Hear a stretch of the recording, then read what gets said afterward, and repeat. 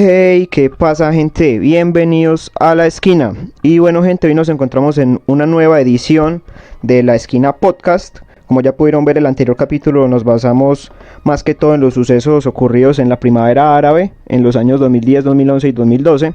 Y pues en esta edición tengo el placer de tener aquí conmigo a un youtuber que es abogado además, y es Tokarev. Tokarev, ¿cómo estás? Mucho gusto, gente de La Esquina. Muchas gracias por la invitación, sobre todo a ti, Diego. ¿Todo bien? Sí. Bueno, gente, hoy nos vamos a basar más que todo como en temitas que conciernen al derecho en Colombia, ya que es el país de donde Tokarev y yo somos. Entonces, no sé, Tokarev, si quieres empezar con cómo fue tu experiencia en la universidad con respecto a tu enseñanza que viviste en el derecho. Perfecto. Pues mira, para aclarar una cosa, yo estudié en universidad privada, pero también tuve la fortuna de estudiar en universidad pública. Digamos que yo estuve en los dos tipos de institución. Lo que sí puedo notar en la enseñanza del derecho es el tipo de orientación, especialmente pues en la universidad que yo estudié. Por motivos personales, pues yo me reservo nombrarla, ¿no? No, sí, No me gustaría claro. que se partiera de ahí de una identificación. No, Pero dale. digamos que lo que yo noté en primera medida es que cuando se habla de universidad privada, el enfoque educativo es un enfoque más económico. Me explico, se prepara más para el trabajo, para lo que vendría a ser la Laborar. aplicación directa de... No derecho laboral, sino para salir al ruedo. Me explico, la enseñanza es más con fines prácticos, es más lo que tiene que ver con el litigio, con la ley en sentido estricto, o sea, con la ley vigente y todo este tema. Mientras que en la universidad pública la enseñanza es más en un sentido filosófico, en un sentido, digamos, completo de los principios del derecho. Entonces te hago una comparación, digamos que en lo que yo tuve que ver de derecho constitucional, por ejemplo, en la universidad privada, lo que se enseñaba es pues la Constitución de Colombia, de cómo funciona, de los mecanismos de defensa constitucional, todo esto que se tiene. Mientras que la enseñanza en la universidad pública del mismo tema constitucional era más enfocado pues a la filosofía de la Constitución, los elementos, ¿cómo explicarlo? Como más, Sí, o sea, sí, filosóficos, por así decirlo.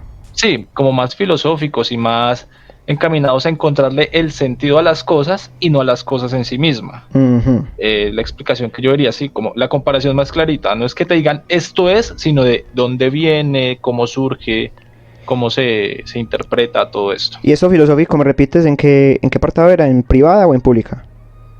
En pública. En pública. En pública. Listo. Entonces allá vemos una diferencia, ¿cierto? Pero bueno, ya pasando más como al ejercicio del derecho, ¿esta enseñanza que dan tanto en públicas como en privadas afectan en algo como en la manera del abogado a la hora de enfrentarse pues a los casos? Yo diría que sí y no. Es decir, cuando tú hablas con un abogado de universidad pública, lo que sí vas a notar es que tiene una fundamentación más sólida al momento de hablar, o sea, conceptualmente hablando. Sin embargo, sí he visto que se quedan un poquito atrás en el tema práctico. No digo que esto sea para todos, digo en mi conocimiento general, sin decir que eso los haga mejores o peores abogados. De hecho, a mi parecer es mejor uno estar preparado para el tema filosófico y para el tema del sentido de la ley que para la ley en sí misma, porque la ley puede variar en cualquier momento y lo que uno aprendió de solo la ley está totalmente desfasado. Sí, claro, y es como también en el hecho de que un abogado no solamente va a hablar de leyes y ya, sino que también va a tener que presentar con sus capacidades de dar discurso a los casos, va a tener que presentar argumentos, ¿cierto? Y obviamente va a ser, a mi parecer, más objetivo y más, bueno, no objetivo, más convincente a la hora de presentar un caso, ¿cierto? Sí, claro. De hecho, pues una preparación filosófica permite construir alegatos y fundamentos mucho más profundos y más convincentes que con un conocimiento estricto de la ley. Que pues uno puede saber mucho, uno puede conocerse la ley de pies a cabeza, puede sabérsela de memoria, pero si uno no es capaz de hilar conceptualmente la ley, pues prácticamente no tiene nada, ¿sí? Haría lo que haría cualquier persona, que es leer, saber y ya. Y eso sí, Lo que iba a decir también es que, por ejemplo, mi cuñada ya estudia en otra universidad también privada, y la enseñanza que le están dando allá me parece también muy interesante porque les están dando una preparación extra que por ejemplo yo no recibí en la mía, y es el abogado como gerente, donde se explica que el abogado no solamente es el abogado, ¿sí? No es solamente quien interpreta la ley y tal, sino también es el abogado empresario, el abogado que tiene su despacho, que tiene su buffet y administra su propia empresa, que tiene empleados, que tiene todo esto, o el abogado que lo ponen a administrar un negocio, porque pasa, o un abogado que administra una sociedad. Es una enseñanza extra que la verdad me parece necesaria e interesante. Es como más ligada como al emprendimiento. Como al emprendimiento, sí, ¿cierto? digamos que sí, es como ligada al emprendimiento, pero obviamente desde lo legal. Ah, sí, obvio. ¿Y a ti cuál te gusta más? ¿O en cuál terminaste? ¿En privada o en pública? Yo terminé en privada. La universidad, la educación pública la recibí extra. Es que ahí es como spoiler. Yo estudié otra carrera mientras esperaba el título, que tú sabes que acá en Colombia pues uno termina materias, pero lo siento, pasa un tiempo entre que uno termina materias y se gradúa. Sí, a mí me tocó esperar más o menos un año, y en ese tiempo empecé otra carrera que pues no la pude terminar por factores económicos, pero mientras yo estaba en esa carrera, yo lo que hacía era ir a clases de derecho de la otra universidad, me vinculé a semilleros de investigación en esa otra universidad y participaba activamente en lo que es la clínica jurídica de esa universidad. Entonces digamos que el ir a clases, el hablarme con docentes, el participar entre comillas de semilleros y todo esto, pues me permitió empaparme mucho de cómo es la educación en una universidad pública del derecho. Y eso está muy bien, ya que te hable como más el panorama a la hora de por si quieres volver a estudiar otra carrera, ya tienes como más idea de si quieres volver a estudiar en una privada o si quieres ir a una pública, ¿cierto? Sí, claro. Sí. Exacto. Y ya otra cosa es a la manera de ejercer que tienen los abogados. ¿En Colombia paga ser abogado? Actualmente, la verdad, honestamente, desde mi experiencia, no. No paga. No paga. Somos muchos. Mi tarjeta profesional ya va por los 6 dígitos. Uy, eso es bastante. Nada, listo. Sí. ¿Qué me preguntabas, perdón? En lo que digamos de que si en Colombia paga ser abogado. No. No, la verdad es que no. Mi papá también es abogado, y la tarjeta profesional de él creo que es por los 4 dígitos más o menos, y yo ya voy por los 6, imagínate. El tema acá radica en que somos demasiados. Hay digamos que hay una oferta excesiva de abogados, pero una demanda poquita. Entonces muchos colegas recién graduados, incluso abogados con experiencia, ya están regalando las asesorías. Es muy común conocer abogados que dan las asesorías gratuitas, lo cual a mi parecer no es asesino del negocio, porque los procesos son demorados. Los procesos en Colombia, yo creería que en cualquier parte del mundo, pueden oscilar desde unos meses a años.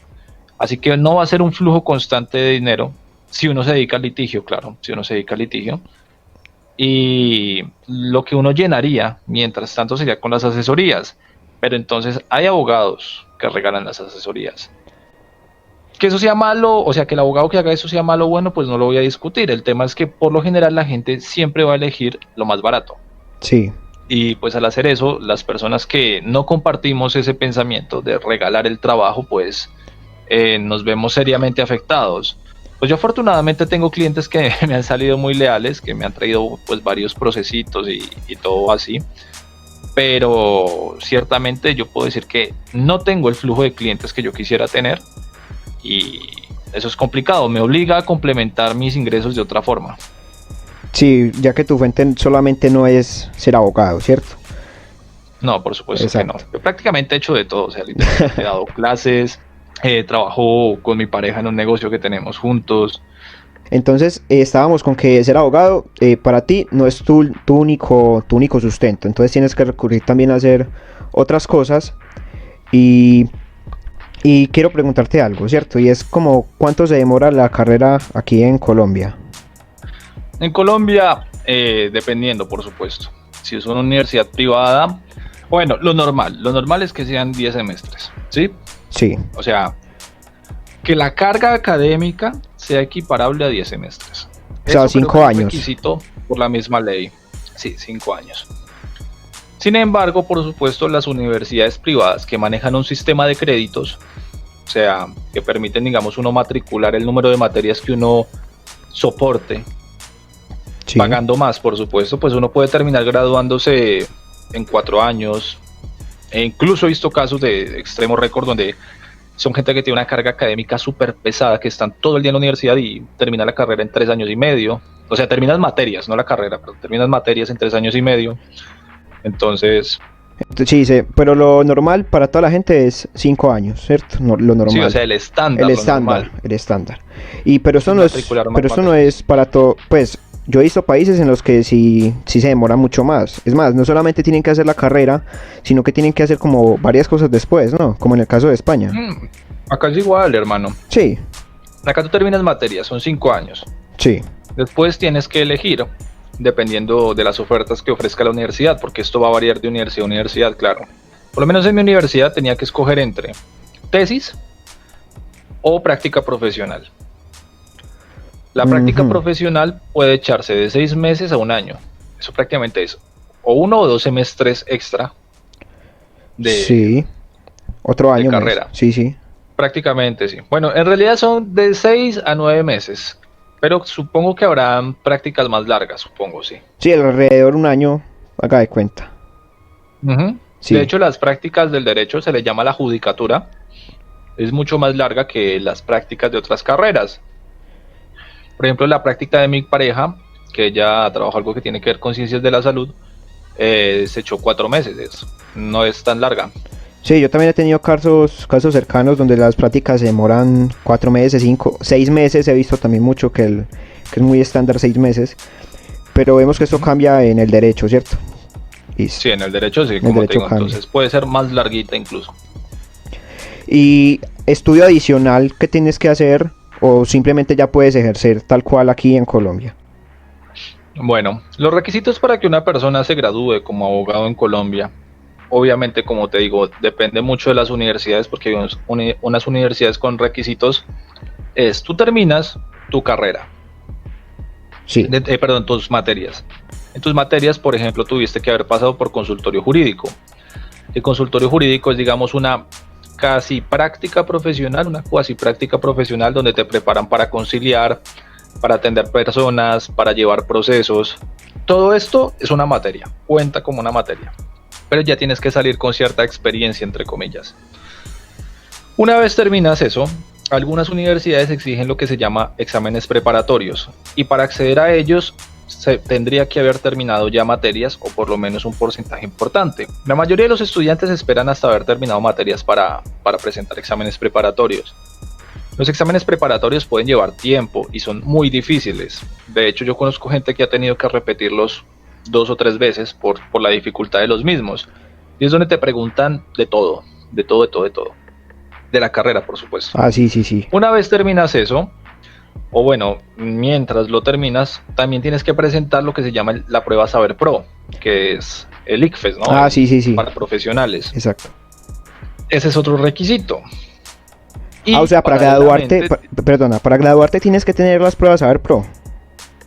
Por supuesto, sin pruebas Saber Pro no te gradúas. No sabía eso. Entonces, como ves, ya son 2 exámenes que tendría que estar presentando un aspirante abogado. Tendría, aparte de eso, que terminar o su tesis y sustentarla, por supuesto, o su práctica profesional. Y una vez hecho eso, listo, se gradúa, pero no puede ejercer inmediatamente. Tiene que ir al Consejo Superior de la Judicatura y adelantar los trámites para sacar o la tarjeta profesional permanente o sacar una provisional. ¿Y en qué varía eso? O sea, esto de profesional y permanente, pues temporal y permanente. Sí, la provisional la puede adquirir la persona que termina materias y, por ejemplo, no se ha graduado como tal. Si mal no estoy, ¿no? Que me he equivocado. Aquí podría equivocarme porque yo nunca la saqué. Yo saqué directamente la permanente. Ah, sí. Pero sé que tiene una duración como de 6 meses o un año más o menos. Tendría que consultar, la verdad, porque es que, como te digo, yo ese documento nunca lo saqué. Yo saqué directamente la permanente. Pero sí tiene una duración limitada y como tal te limita a ciertos procesos, no a todos los procesos. Ah, ya entiendo. Espera, si quieres consulto en un segundito para sacarte de dudas Sí, inmediatamente. sí, dale. La tarjeta profesional provisional. Bueno, mientras, si quieres, ve preguntando otra cosa y ya te complemento. Sí, dale. Bueno, ya como nos dijiste, perdón, varias cositas de la enseñanza del derecho en Colombia. También queremos hablar un poco sobre la ley colombiana en sí. Esta ley, según lo que yo tengo entendido, ya tiene bastante tiempo, o varias leyes también tienen bastante tiempo. Entonces quiero preguntarte, ¿tú cómo ves la salud de la ley colombiana hoy en día? Si hay leyes que necesitan que se deroguen o que se eliminen directamente, o qué piensas tú con respecto a la salud de la ley colombiana.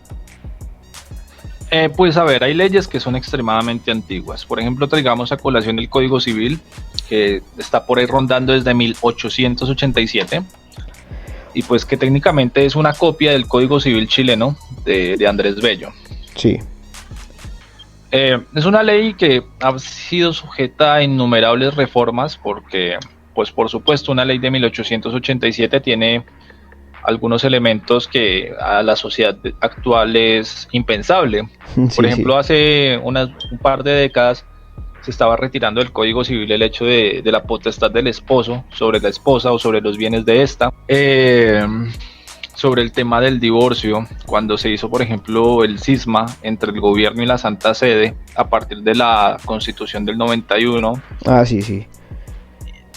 O sea, muchos temas así que la ley se ha cumplido, o sea, los legisladores y sobre todo las altas cortes han ido actualizando los criterios de la ley y dándole reformas para que se mantenga vigente. Sin embargo, es obvio que necesita, pues, salir una nueva legislación.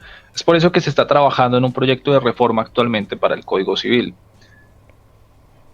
Y además hay que tener también que en esos tiempos era un contexto totalmente diferente, la gente no pensaba igual a como pensamos hoy.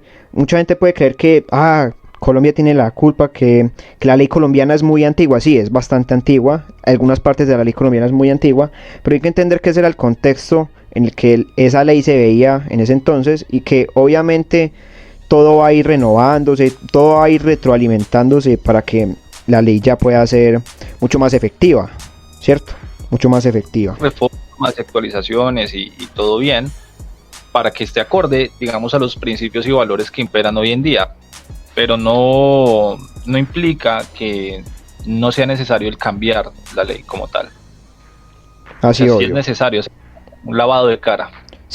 Y que el contexto cambia, las circunstancias cambian, los pensamientos cambian. Exacto. ¿Sí encontraste lo de la tarjeta? No, la verdad no lo encuentro. Estoy un poquito embolatado acá. No, dale, entonces tranquilo. Bueno. Vemos también que en YouTube, hoy en día en YouTube, en el medio en que te mueves y en que subes tus videos, en YouTube han habido, a lo largo de estos 2 años, creo, sí, 2 años, desde 2018, yo he visto bastantes abogados los cuales hablan con mucha autoridad en YouTube, ¿cierto? Tenemos a Lean Richo, tenemos a Lada Mores, tenemos también por ahí muy escondido al señor Oneto, que es de Argentina. Sí, al abogagot que le llaman. Al abogagot, ¿cierto? ¿Y tú qué opinas con respecto al entorno de los abogados en YouTube? ¿Qué opinas de todos los videos que se hacen? ¿Para qué se utiliza el nombre de abogado en YouTube?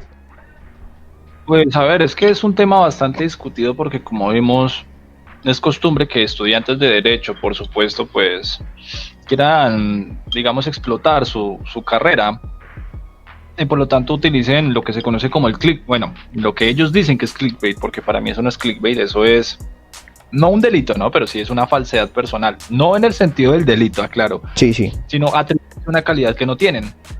Por ejemplo, Lada Mores o Lean Richo, que en un principio se hacían llamar abogados cuando eran meros estudiantes de derecho.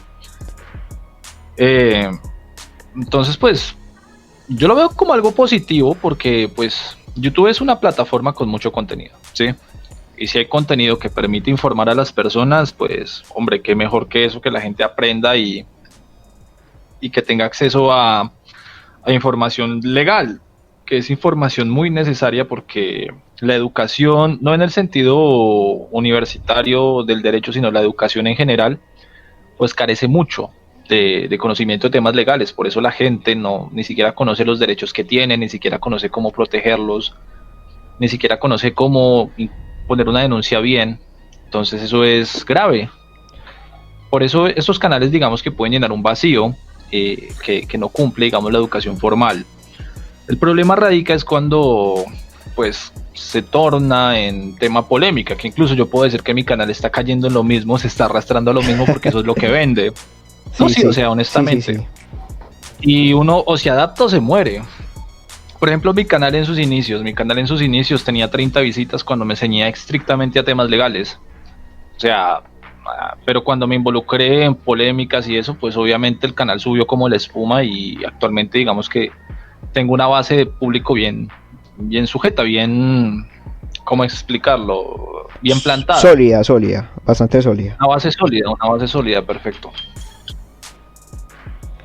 Sí, la gente por si no sabía, yo conocí los videos de Tokarev por un video que hacía referencia al derecho feminista, creo que lo llamaste así. Sí, esta sección yo la llamé Derecho Feminista. Derecho Feminista, ¿cierto? Y a mí me gustó bastante el contenido que él tenía y vi que empezó a analizar bastante lo que son las polémicas, ¿cierto? Pero desde aquí, Tokarev, yo te digo que por favor no dejes de hacer los videos de leyes puras, porque a mí y a muchas personas más, aunque no a la gran mayoría, nos gusta bastante ese contenido, ¿cierto? No, de hecho, pues yo llegué, digamos que a un arreglo con mi público, y es que los videos como tal pues van a ser de derecho puro. De hecho, hoy subí uno hablando del delito de calumnias, sí, lo en vi. un sentido general, claro, porque tengo público pues de todos los países. De hecho, pues sorprendentemente Colombia no es mi fuente principal de público. O sea, me ve más gente de México y de Argentina que de Colombia. Curioso. Sí. Entonces, los videos son para temas de derecho exclusivamente, y los videos son para temas de derecho, y los directos pues son para hablar de polémica y de todo esto que la gente me pregunte. Ah, sí, eso hemos podido ver. Yo a la semana pasada vi también algún directo que hiciste de Dallas, creo que fue, ¿cierto? Sí, algún directo de esos, ya con temas más propios de YouTube que del derecho, ¿cierto? Pues sí, no, lo que pasa es que, a ver, cuando yo tampoco es que me meta como tal en polémicas por meterme, ¿no? Sí. Yo opino es cuando tiene que ver algo legal, cuando algún personaje de estos dice alguna barrabasada. Ah, bueno, sí, Por porque ejemplo, sí, continúa.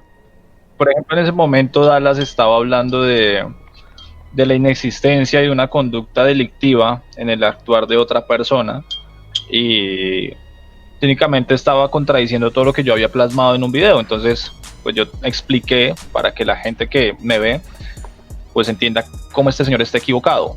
Tampoco decir, no, es que me parece mal porque me cae mal, no. Entonces, con argumentos, por supuesto, y con una base de derecho al menos, mínima.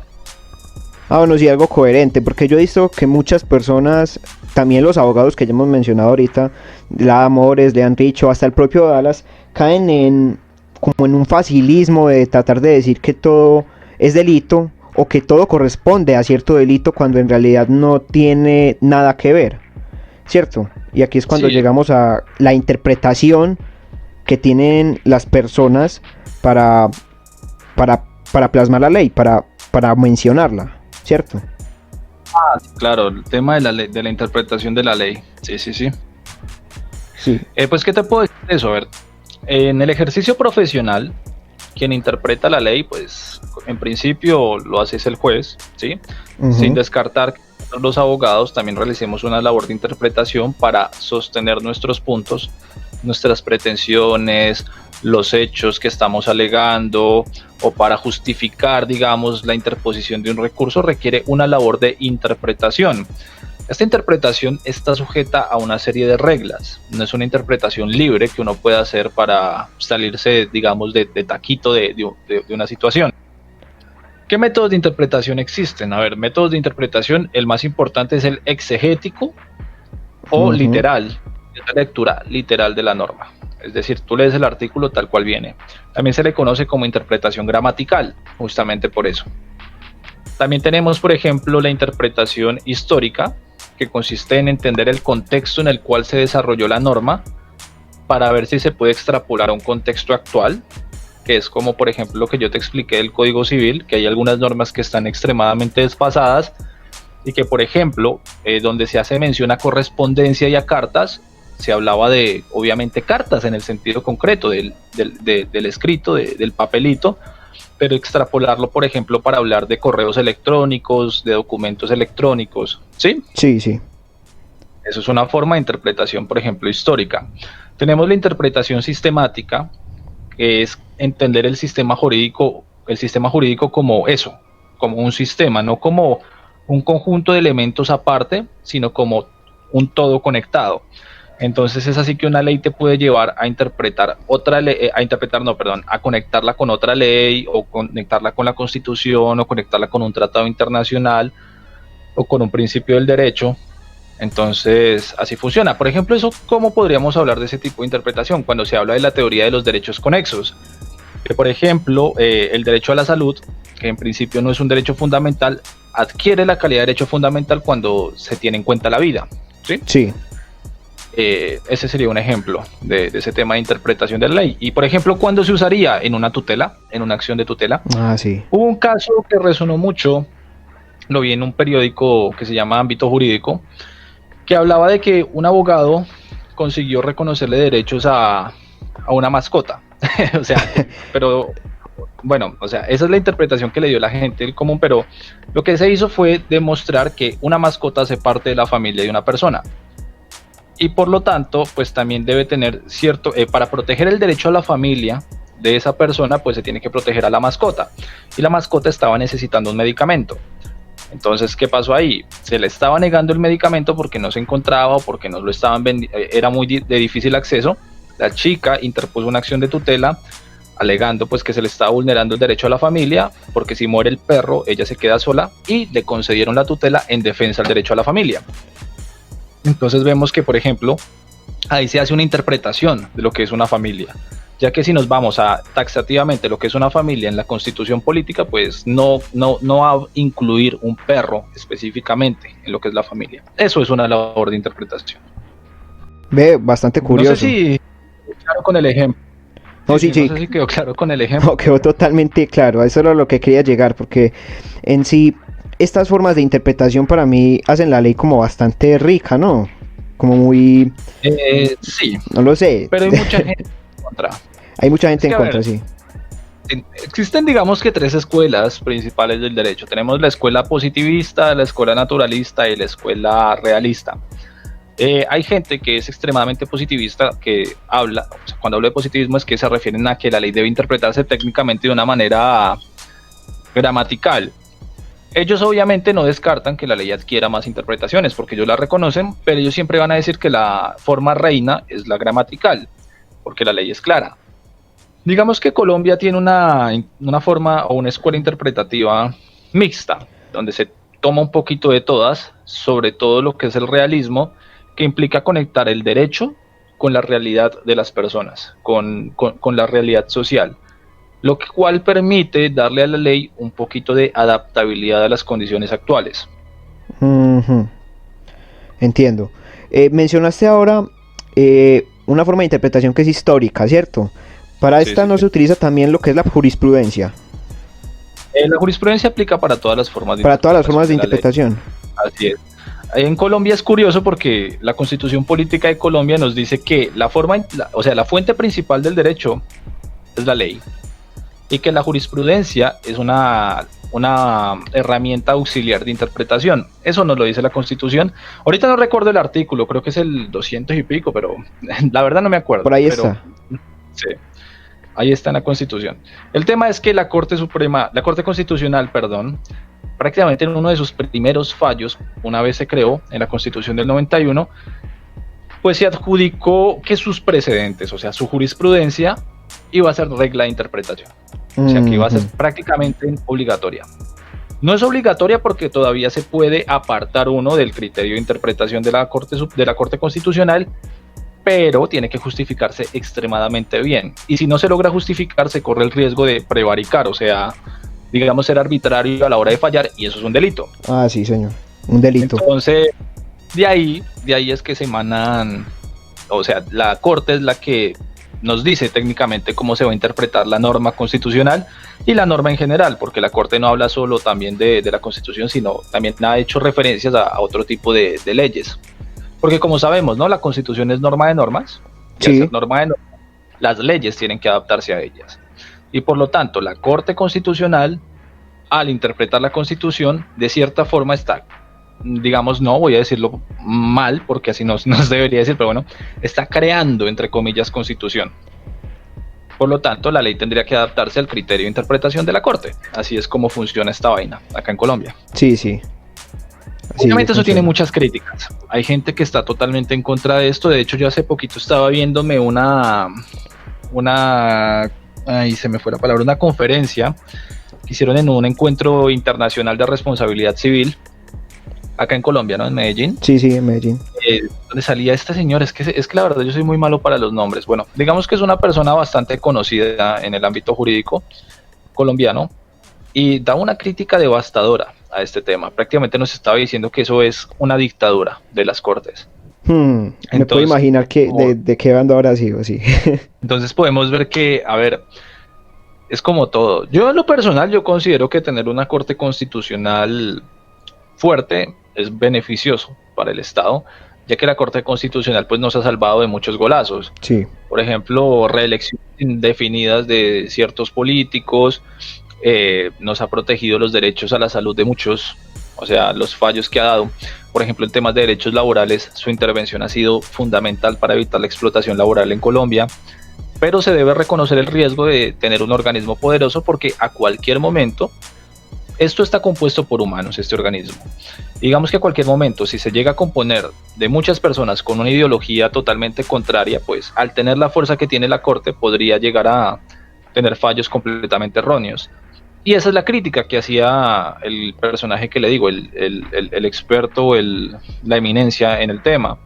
Que eso, por ejemplo, había pasado en Italia. En Italia tenían una postura similar y en un momento determinado se llenó de magistrados de extrema derecha, digamos, que obligaron a que se cambiara de postura, ya que estaban tomando fallos demasiado perjudiciales y contrarios a la democracia.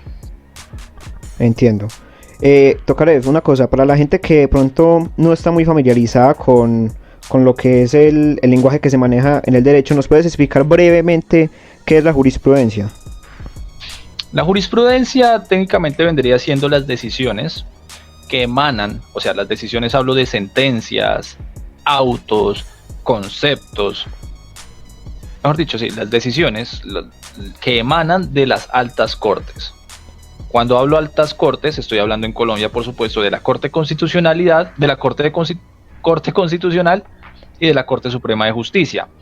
Actualmente el Consejo de Estado, que es la máxima autoridad de lo contencioso administrativo, de la jurisdicción contenciosa administrativa, también quiere meterse en el cuento de que su jurisprudencia sea obligatoria, pero no lo ha podido hacer en principio. O sea, digamos que es muy importante, pero no está al mismo nivel que el de la Corte Constitucional o de la Corte Suprema de Justicia. Por eso muchas veces escuchamos lo de choque de trenes, ¿no? Pero bueno, eso es salirse de tema. Volviendo al tema, entonces, son estas decisiones que tienen una fuerza vinculante. Es decir, que primero adaptan la forma en que los jueces deben interpretar la ley, o sea, los jueces de rango inferior deben interpretar la ley, y aparte de eso también pueden determinar si una ley es exequible o es inexequible, o sea, si puede aplicarse o si no puede seguir estando presente en la ley, o por ejemplo, si es exequible condicionalmente, o sea, que se aplique bajo ciertas condiciones concretas. Ya entiendo. Sí. Y otra cosa, Tokarev, ya que hablábamos de como todos estos abogados de YouTube y de la manera en que interpretan la ley, hay que dejar en claro que la mala interpretación de la ley se podría considerar como una negligencia, ¿cierto? Y como un delito. No, yo creo que delito no. Emitir un equivocado, erróneo, pues por supuesto en ningún momento va a ser delito, salvo que lo haga un juez. Si lo hace un juez, por supuesto va a ser un prevaricato y y ahí está. Pero la valoración que haga, bueno, valoración no, la opinión que dé un particular, que un abogado en YouTube es un particular, yo soy un particular en estos momentos. Sí, sí. Por ejemplo, yo podría equivocarme, o sea, yo podría estar diciendo algo de lo que estoy convencido ahorita y llegué, no sé, un máster en constitucional y me mandé a callar. Uno se expone a esto. Yo estoy hablando desde mi conocimiento que puede estar viciado en cualquier momento. Eso, uno tiene que ser consciente de estas cosas.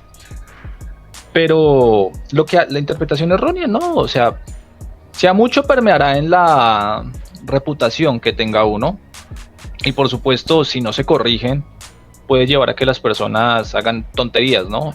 Con un conocimiento totalmente errado de la ley.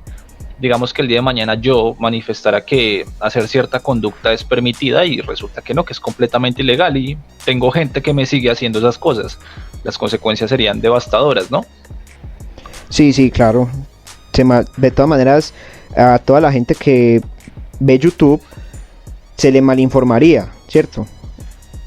Por supuesto, yo por eso incluso yo me curo mucho en salud y en cada uno de mis videos, en cada uno de mis conceptos yo trato de remitir fuentes de dónde saqué la información. Yo llamo a que la gente no coma entero, que la gente investigue, que la gente profundice, porque como digo, o sea, tanto yo como cualquier persona está susceptible a cometer errores y equivocaciones.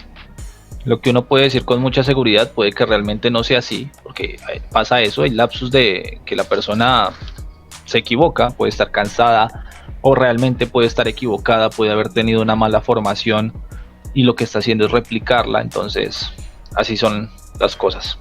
Por eso en YouTube uno tiene que tener mucho cuidado y ser muy selectivo con la forma en que uno aprende, no repetir directamente todo lo que le dicen. Claro, y además porque se tiene una responsabilidad muy, muy, muy grande con respecto al público. Porque el público Sí, de todas maneras, sí, porque de todas maneras el público a un youtuber en cierto modo lo ve como un ejemplo, y hay gente que siempre repite lo mismo que dicen los youtubers y se caería entonces en una desinformación terrible, por lo cual no solamente el afectado sería el youtuber por su reputación, sino también los suscriptores, ya que ellos también de alguna forma u otra caerían en ridículo. Por supuesto, veamos algo concreto. Existe algo, por ejemplo, que es el derecho a informar, ¿no? En la Constitución colombiana. El derecho a informar, que incluso está en muchos otros países. El derecho a informar, digamos que uno tiene cierta laxitud en lo que uno dice. Sin embargo, tiene que estar sujeto al principio de veracidad. ¿Qué es la veracidad? Que lo que se diga se pase por un riguroso examen de que es cierto, o de que existe alta posibilidad de que sea cierto, para no repetir información engañosa. Porque hasta ahí, ese es el límite de la libertad de informar. Ahora, otra cosa es que un youtuber, por ejemplo, plantee la siguiente situación: yo estoy dando mi opinión personal, es mi libertad de expresión y ya, que eso cambiaría totalmente las cosas. También depende mucho de cómo el comunicador se dé a entender, si como informador o como, no sé, opinólogo que da su opinión personal. Eso también derivaría si, digamos, llegara a cometer un delito, porque obviamente uno al dar su opinión también puede estar sujeto a la comisión de un delito, y ya lo hemos visto sí, bastante. en muchos youtubers que pasa. Entonces, por eso es peligroso la forma en que uno se expresa, la forma en que uno dice y cómo uno se presenta es relevante. La gente no conoce esto y por eso pasa lo que pasa. Sí, sí, es verdad. Por ejemplo, también tenemos los casos particulares de, digamos, Lada Amores y Dallas Review. Una es estudiante de Derecho y el otro simplemente da su opinión. Cierto, aquí yo, para mi gusto y para mi opinión, la persona que tiene más responsabilidad a la hora de decir cosas de leyes es Lada Amores, obviamente. Aquí también vamos en una jerarquía. Esto, ya que ella en principio, ella misma lo dice, abogada analiza, y lo ha dicho varias veces que es abogada, aunque luego diga que no lo ha dicho, pero bueno. Ella misma pues se pega de la supuesta autoridad que le otorga el haber estudiado derecho del título, pues para emitir conceptos. En algunos casos han resultado erróneos, no en todos, pero por lo mismo se tiene que tener responsabilidad con lo que se dice. Ahora, la cosa es cómo se presente ella. Ella se está presentando como comunicadora, como informadora o como una persona que da su opinión, y eso es un criterio que yo creo que ella no ha definido, porque por un lado ha sostenido que ella simplemente está informando lo que pasa y lo que dicen otras personas, y por otro lado también ha dicho, no, yo solo estoy dando mi opinión. Entonces eso es muy ambiguo y yo creo que jugar tan a la doble banda es peligroso. Sí, porque de todas maneras en lo que se diría faltaría claridad y se encontrarían ciertamente varias contradicciones y varios puntos en los que poder refutarla fácilmente, como ha pasado con lo que ha pasado últimamente contigo y con Strakov y con los demás que están en su círculo que ciertamente han puesto bajo una grave crítica a estos abogados, a la More más que todo. Sí, claro. De hecho, yo estoy preocupado, cualquier momento me toca a mí. Yo he visto que con usted la cosa ha estado calmada, pero bueno, sí, usted tampoco se mete con nadie. De hecho, pues por ahí hubo gente que incluso estaba empezando a decir que yo no soy abogado y que yo no sé qué. La cosa es que por supuesto yo cuido mucho mi identidad porque, a ver, yo tengo mi oficina, yo tengo mis negocios, yo tengo mis cosas y para mí que se revelara mi información personal sería totalmente contraproducente. ¿Por qué? Porque uno es consciente que esta labor en YouTube, esto le quita a uno prestigio a los ojos de muchas personas. Y bueno, la verdad yo, ¿por qué lo hago? Yo lo hago porque muchas veces me daba cringe, es la palabra concreta, sí, ver opiniones tan erradas en las redes sociales, sobre todo en temas jurídicos. Y aunque por supuesto no toco temas importantísimos, porque a ver, los temas que yo toco son temas ridículos, temas que no tienen ninguna relevancia en la vida. Bueno, no todos, ¿no? Algunos, la mayoría, puedo decir. No tienen ninguna relevancia en la vida, pues sirven para sacar a la gente de la ignorancia. No sé si conoces el profesor Superó. Sí, lo conozco. He sacado a la gente de la ignorancia un poquitico, o sea, con cositas pequeñas, cositas que vendan, porque como te dije, yo hice el experimento de hacer un análisis serio, de hacer un análisis profundo, todo, y no pegó. O sea, literalmente te estoy hablando de 50 visitas, 40 visitas, menos. Sí. Entonces uno pues tiene que adaptarse al medio también y buscar la forma de llegarle a la gente. Aunque eso implique, digamos, en cierto punto perder un poquito de calidad o de rumbo. La cosa es no perderse completamente. Exacto, mantener siempre como lo que se quiere. Por ejemplo, yo he visto que tú en tu canal no has dejado de hablar directamente del derecho. Simplemente lo aplicas a temas que están de moda, a temas polémicos, pero en sí la esencia del derecho no se ha perdido y eso es lo que en cierto modo me gusta, ¿cierto? Y de hecho, pues digamos que eso es lo que también me ha ayudado a tener esa base sólida de fandom, digamos, de gente que me sigue, y es que a ellos les gusta eso, el mantener todavía la postura jurídica, pero pues aplicándolo a algo familiar a ellos, ya que el derecho pues no es algo fácil para todo el mundo, es algo que muchas veces puede resultar lejano, difuso, y acercarlo de esta manera a temas, digamos, mundanos o temas muy populares, ayuda a que la gente aprenda un poquito más. De hecho, yo me sentiría muy feliz si la gente que me ve pues deja de cometer calumnias o injurias que muchas veces uno las comete sin querer en internet, sin la intención. Como tal, entonces, si no hay intención, pues no sería delito, ¿no? Pero, o sea, sí caería en ese tipo de errores. Entonces, si la gente empieza a medir, por ejemplo, más sus palabras, si la gente empieza a entender mejor cuando le hablen de sus derechos o de todo esto, pues yo me sentiría muy, muy contento. Sí, es que la cosa es que además es que en YouTube las cosas no son totalmente blancas o totalmente negras, sino que la interpretación que le dan las personas es lo que le va a dar ese gris, ¿cierto? Ya que mucha gente trata de armar bandos, trata de armar opiniones contrarias a otras, pero la cosa es que lo que se debe hacer es como analizar los hechos de una manera fría, de una manera calculada, de una manera que usted pueda armar su propio criterio y además puedas por lo menos no caer como en todas estas mentiras o falacias que mucha gente trata de popularizar, ¿cierto?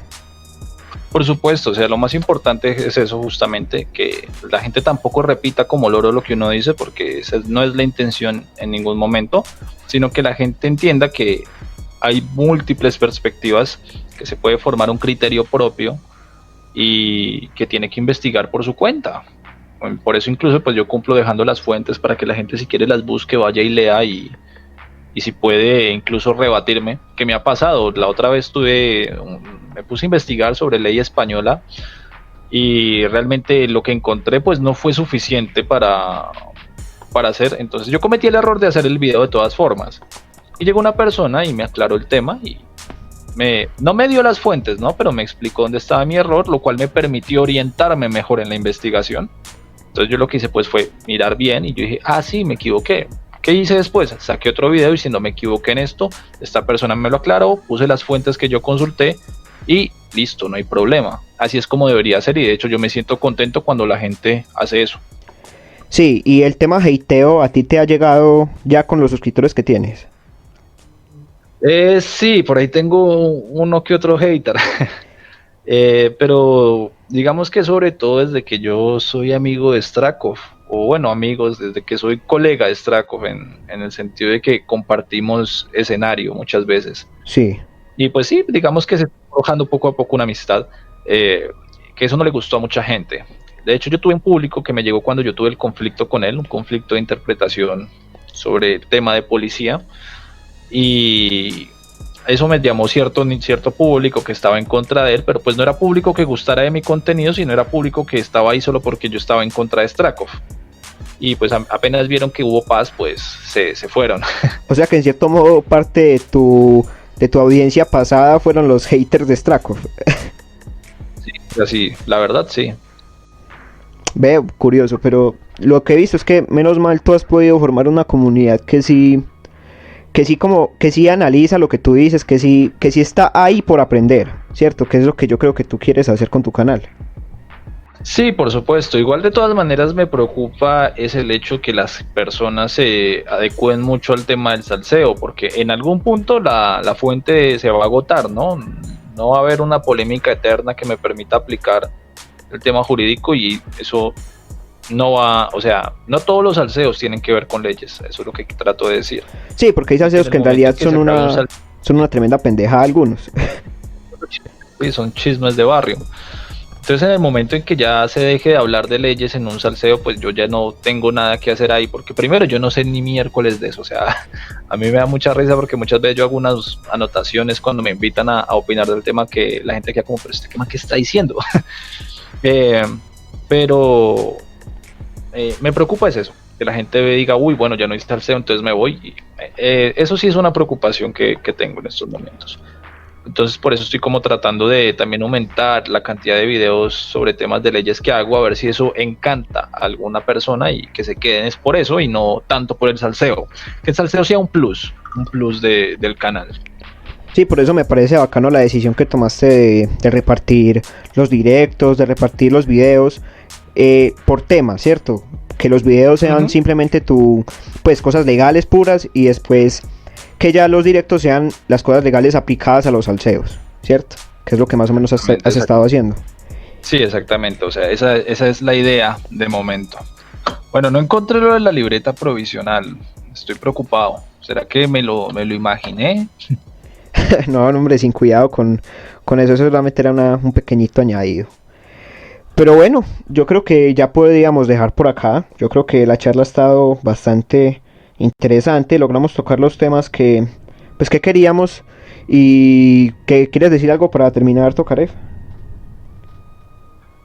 No, pues gente, como siempre, que lo importante es crearse un criterio propio. Es muy importante conocer el sistema jurídico al cual pertenecemos, seamos del país que seamos, porque ahí están nuestros derechos, nuestras obligaciones, y que independientemente pues de la carrera que nosotros elijamos, siempre tenemos que ser conscientes de que nos corresponde y pues seguir conforme a eso. No, y ya eso sería todo. Un saludo listo para las personas que ven acá. Listo, Tokarev, muchas gracias por participar en este podcast. Y ya saben, gente, que el canal de Tokarev, aunque casi no me ve nadie, pero el canal de Tokarev estará en la descripción para que lo vayan a visitar, para que lo vean. Él me parece que es muy buen abogado, tiene muy buenos argumentos a la hora de tratar sus temas. Y pues bueno, gente, esto ha sido todo por hoy en La Esquina. Espero que se hayan divertido, que hayan aprendido algo nuevo con este podcast, y hasta la próxima. Chao, chao.